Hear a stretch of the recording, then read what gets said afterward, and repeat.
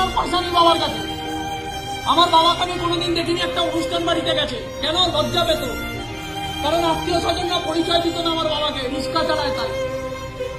আমার বাবার আত্মসম্মানে লাগতো, তাই আমার বাবা কোনোদিন অনুষ্ঠান বাড়িতে যায়নি।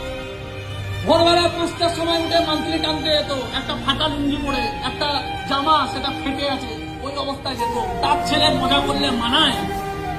তার ছেলে স্মার্ট করবে না মানায়? তার ছেলে যদি বলে আমার সম্মানে লাগে মানায়? তার ছেলে যদি বলে স্বপ্ন দেখতে ভয় লাগে মানায়? তার ছেলের একটাই স্বপ্ন থাকা উচিত, জীবনে দাঁড়াতে হবে।